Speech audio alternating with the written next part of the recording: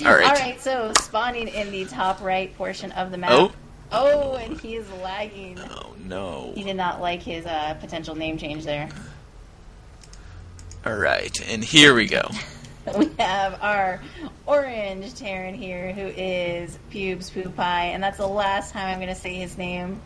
No offense to him, but...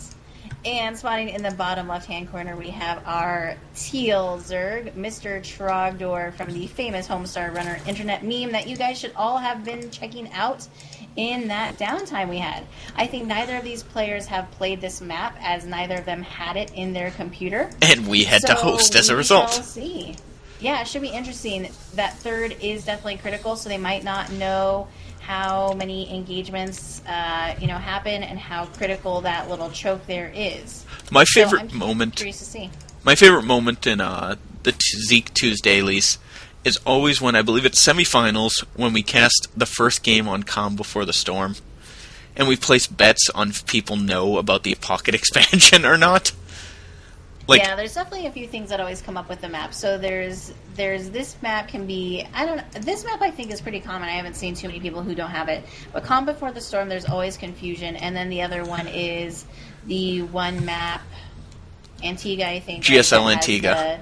Yep. Yeah, it has the potential gold in the middle. Yep. And so some versions have gold, some versions don't, and the players typically get confused. The latter version, the MLG version, and the old GSL versions have the gold. Starting last season, they removed the gold in GSL. So we do have a hatchdown. The that map is that they can only spawn cross positions on those versions of Antigua, which a lot of players don't realize that. Also very true, so they end up scouting everything. Which is fun to watch. Alright, and we see an expansion first here from our Zerg player. And we're seeing just a fairly standard wall-off from our Terran player, so nothing terribly exciting from either of these players yet. Yeah, just very standard play. Nothing super sneaky. No 11-11 or anything of that nature. And if you are just joining us, thank you so much. I am Pyronia, and with me is my co-caster Phegan. We are with RHGaming.com, so thank you for joining us on this wonderful Tuesday. And I guess you probably should tell them that the other voice that they are going to hear occasionally is Methics. Methics, yes. Alright, looks like we are going to be going for a fast expansion here from 3P. So he's going to be trying to get back on top of the income there. Yeah, one Rex expand, no gas, so he's not going to go Reactored Hellions. So that is very interesting. I mean, Reactored Hellions is essentially the choice opener in this matchup. I think I pretty much see it every game. So here comes the 2 gas. So I think we're probably going to see a Banshee, or he's going to look to hit an aggressive tank timing. That is my guess, seeing those 2 gas go down right now. Alright, and we're going to see we should be getting some information here depending on whether or not Trogdor pulls gas, or pulls his drones from the gas, which it looks like he is not. So he did start speed, but he's still getting gas. So either he forgot about it, or he is going to produce some roaches or banelings kind of quick. So let's see. Or he could try to be teching to roaches. An early lair, something like that. And it is roaches. So there's roaches. He may be just assuming that he's going to see Hellions, and that's why he's responding with the Roach Warrant. Well, and it's possible. We do just have a factory going down. The factory is started. I still think it's going to be Banshees. If I'm wrong with Banshees, I think it's just going to be an aggressive tank timing. Because you don't need both gas for Reactored Hellions or even Blue Flame Hellions. 2 factories. So yeah, I think we might see just straight up mech style. Seeing both Hellions and tanks and maybe a quick Thor. Yeah, I think that's a definite possibility here. So it looks like our Zerg player is just going to continue to try and get some more drones out. As far as income, we are at 30 harvesters to 24.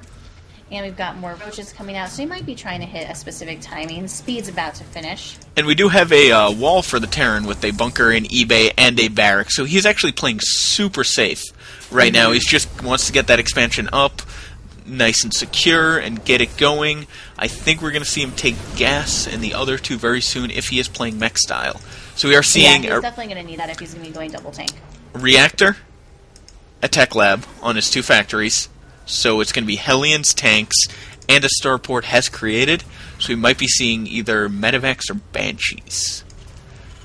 It'd be nice to see maybe some two-prong attacks. You know, we could see some dropped Hellions coming around behind while something else goes in the front. That's always really nice to see. But we do have 8 roaches making their way across the map, and currently all we have are 6 Marines.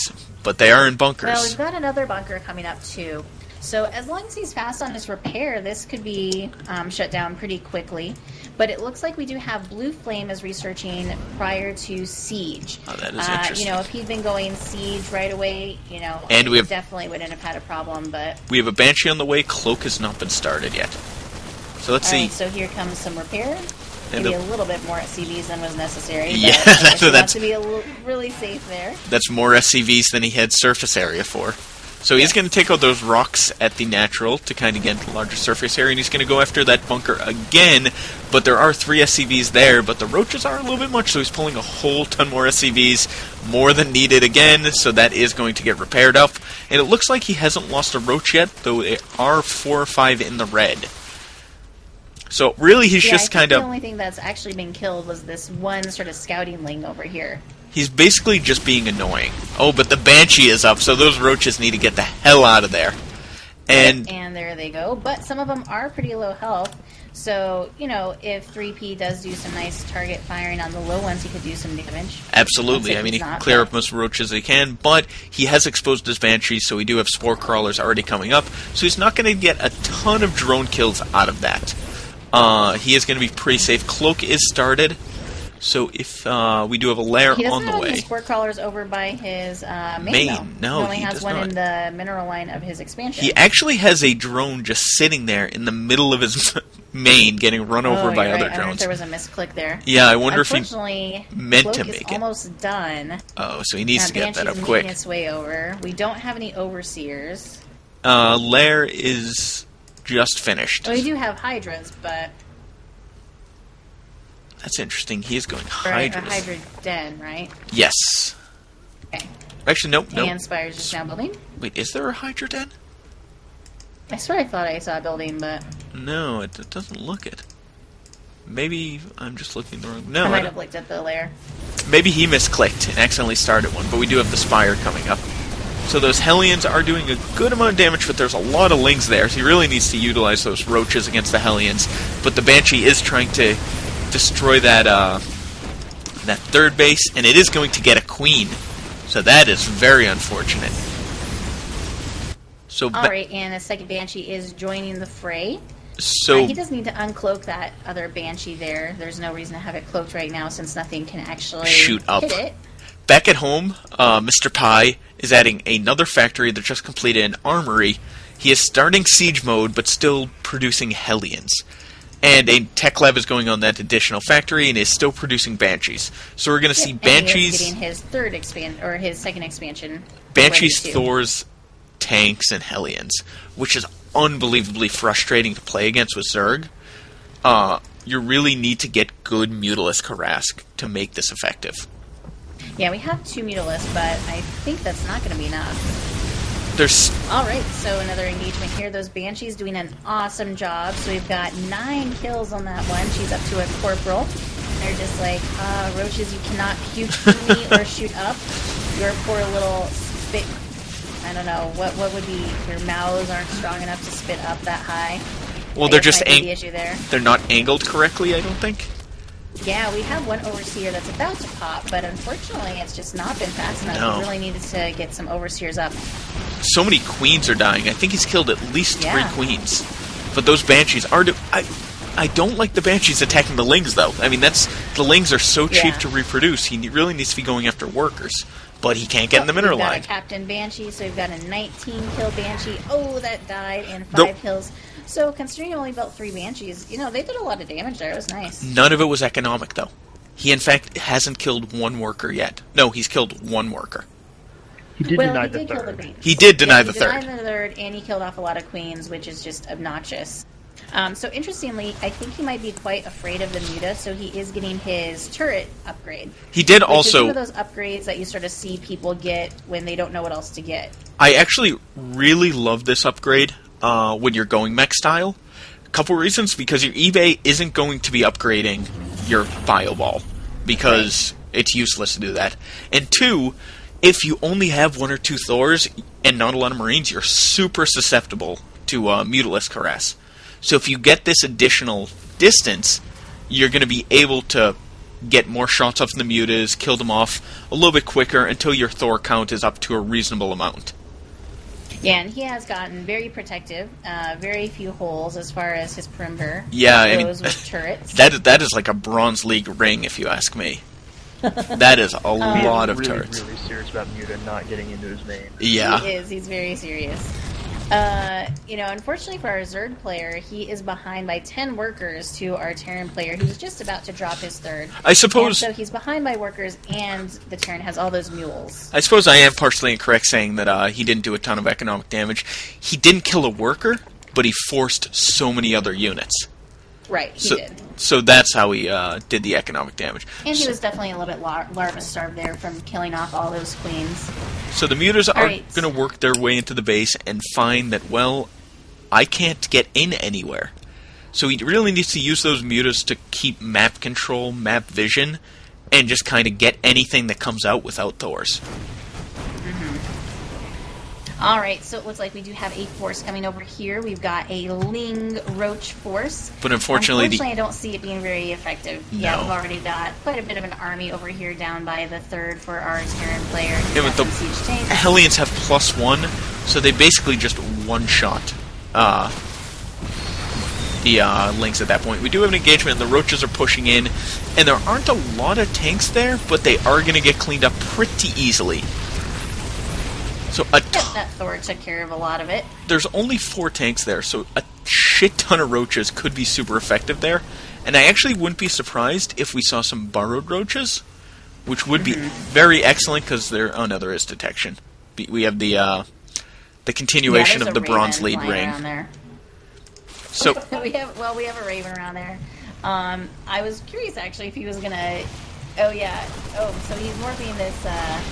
Oh, and the mutas are going to get cleaned up. He into a orbital, but I was expecting planetary there. Just wants to get those extra mules going. So the supply is actually even at this point in time, and we do have 16 more Roaches in production. So that is going to bring us to a total of, we have 19 already, so that's going to bring us to 22 more Roaches in production. So that should bring us to 41 Roaches. Is my math correct there? We have some Banelings here. Banelings aren't very effective against mech. Choice. Yeah, Yeah. It's terribly inefficient. It's just never well traded. We do have the adrenaline glands coming up though, which I actually love. Well, with the Hellions, not a huge deal. And he's going Greater Spire and Ultralisk Cavern simultaneously. Oh, and the Hellions run to do some damage, and they are just going to get cleaned up by that Roach force. Well, we've got nice mech upgrades. So we've got... Well, okay, maybe not. 2-1 is on the way. 1-1's complete. Is 2-1 on the way, or...? They're 1-1, +2 attack is on the way. And +1 ship is now on the way. I don't think we have any armor, actually. Oh, no, we don't. I'm sorry. I was looking into Thor. But it looks like he might be preparing to sack his SCVs. So we've got a 4th is being taken, and we've got another command center up and running. We've got a lot of protection with these wonderful sensor towers. So 3P knows exactly where all of we have a Nidus worm, but he needs to find a hole. Too effective though. I mean, how's he gonna? Yeah, he doesn't have a hole. There was a good hole up at the top of the 3rd, and he actually had an Overseer there, but he flew the Overseer into the natural to try and get a hole, and it ended up. And it got pew by turrets. Yes, it got killed by the Bronze League ring. All right. Okay, so I feel like Trogdor wants to do something. He's just not 100% sure what he wants to do. They're both sitting on a ton of money here, so they can remax, pretty effectively. We've got a couple Ultralisks on the way. There's a whole bunch of Roaches moving along the bottom of the map. I really think the most effective thing for him to do right now would be to get a ton of Broodlords. I think it wouldn't be surprised if he's going to sack some of these Roaches just to free up some supply to get the Broodlords, and he is going to get a lot of tanks out of this, but he is going to lose the majority, if not all of these Roaches. Looks like those roaches got cleaned up pretty easily. They got about 4 or 5 tanks, all of the Hellions. So they did some damage, but he lost a lot. But he is almost remaxing instantly with 6 more mutas. Now, there are no Marauders in sight, which are really the best thing for fighting Ultralisks because of the +2 armored. But we do have flyer weapons too, and he just really needs to buy time for those Ultralisks to pop out. He has 1 right now. I think he's buying a lot of time trying to just use it with lings. He had, something like 80 lings there. Yep. Right, here comes one He Ultralist. can't send the Ultras in one by one. They're just so super expensive. I think they're dying before they're actually getting the chance to attack anything. Yeah, I mean, they're killing a Hellion each before dying. He really needed to engage them all at the exact same time with lings, even with potential fungal growths, but although he doesn't have infestors. I really think Broodlords would have been his best bet. He doesn't have a lot of anti-air, he only has a couple Vikings up, and he's maxed, so he wouldn't be able to reproduce them. But we do have the 4th falling for the Zerg player, and it looks like they're going to head up to his other base and try and clear that out, and the lings are just getting sent in one at a time, and they're just melting in front of the 6 Hellions there. Yeah. So I like those, that just sort of mix of Banshees here. They didn't really do much, but they were actually just able to soften up those Ultralisks a little bit, which was nice. So we do have some of the reinforcements getting cleared up, but I mean, he's going to lose a lot of bases to hold this. I mean, the Zerg player is down under 100 supply at this point. I don't think he can hold this. No, I don't think so. What really lost it for him was sending those Ultralisks in one by one. They just ran into their death. If they all attacked in a group, he probably would have done a ton more damage, but I still think Broodlords would have been the better option in that game.